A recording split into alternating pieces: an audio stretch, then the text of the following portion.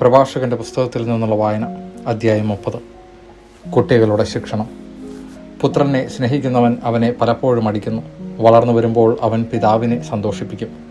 മകനെ ശിക്ഷണത്തിൽ വളർത്തുന്നവന് അവൻ മൂലം നന്മയുണ്ടാകും.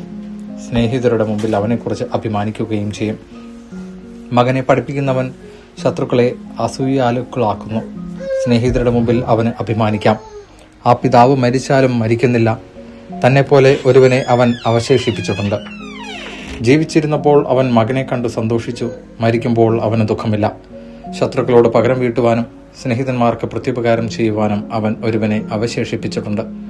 മകനെ വഷളാക്കുന്നവന് മുറിവ് വെച്ചുകെട്ടേണ്ടി വരും.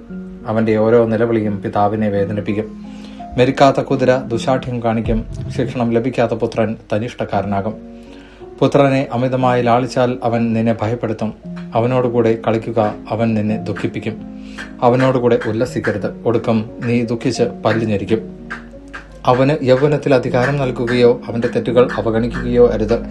ചെറുപ്പത്തിലെ തന്നെ അവനെ വിനയം അഭ്യസിപ്പിക്കുകയും ശിക്ഷിപ്പിക്കുകയും ചെയ്യുക. അല്ലെങ്കിൽ അവൻ അനുസരണമില്ലാത്ത നിർബന്ധ ബുദ്ധിയായി തീർന്ന് നിന്നെ ദുഃഖിപ്പിക്കും. മകന്റെ ലജ്ജാകരമായ പ്രവൃത്തികൾ നിമിത്തം ദുഃഖിക്കാതിരിക്കേണ്ടതിന് അവനെ ശിക്ഷണത്തിൽ വളർത്താൻ ശ്രദ്ധിക്കുക. ആരോഗ്യം. കഠിനമായ ശാരീരിക വേദന അനുഭവിക്കുന്ന ധനികനേക്കാൾ ആരോഗ്യദൃഢഗാത്രനായ ദരിദ്രനാണ് ഭാഗ്യവാൻ. ആരോഗ്യം സ്വർണത്തെക്കാൾ ശ്രേഷ്ഠമാണ്. ബലിഷ്ഠമായ ശരീരം അളവറ്റ ധനത്തെക്കാളും. ശരീരത്തിന്റെ ആരോഗ്യത്തെക്കാൾ മെച്ചപ്പെട്ട സമ്പത്തോ ഹൃദയാനന്ദത്തിലുപരിയായ സന്തോഷമോ ഇല്ല. ദുരിതപൂർണമായ ജീവിതത്തെക്കാൾ മരണവും മാറാരോഗത്തെക്കാൾ നിത്യവിശ്രമവും മെച്ചപ്പെട്ടതാണ്. വിശപ്പില്ലാത്തവന്റെ മുമ്പിൽ വിളമ്പിയ വിഭവങ്ങൾ ശവകുടീരത്തിൽ നിവേദിച്ച ഭക്ഷണ പദാർത്ഥങ്ങൾ പോലെയാണ്. വിഗ്രഹത്തിന് ഫലങ്ങൾ അർപ്പിക്കുന്നതുകൊണ്ട് എന്ത് പ്രയോജനം?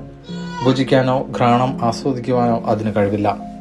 കർത്താവിനാൽ പീഡിതനാകുന്നവനും അങ്ങനെ തന്നെ.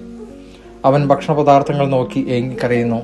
കന്യകയെ ആലിംഗനം ചെയ്തിട്ട് വിലപിക്കുന്ന ഷണ്ടനെ പോലെ തന്നെ. സന്തോഷം. നീ അമിതമായി ദുഃഖിക്കുകയോ നിന്നെ തന്നെ മനഃപൂർവ്വം പീഡിപ്പിക്കുകയോ അരുത്. ഹൃദയാനന്ദം ഒരുവന്റെ ജീവനും സന്തോഷം അവന്റെ ആയുസ്സുമാണ്. ദുഃഖമകറ്റി ആത്മാവിനെ സന്തോഷിപ്പിക്കുകയും ഹൃദയത്തെ ആശ്വസിപ്പിക്കുകയും ചെയ്യുക. ദുഃഖം അനേകരെ നശിപ്പിച്ചിട്ടുണ്ട്. അത് നിഷ്പ്രയോജനമാണ്. അസൂയയും കോപവും ജീവിതത്തെ വെട്ടിച്ചുരുക്കുന്നു. ഉത്കണ്ഠ അകാല വാർദ്ധക്യം വരുത്തുന്നു. സന്തോഷവും നന്മയും നിറഞ്ഞവൻ ഭക്ഷണം ആസ്വദിക്കുന്നു. ദൈവവചനമാണ് നാം കേട്ടത്.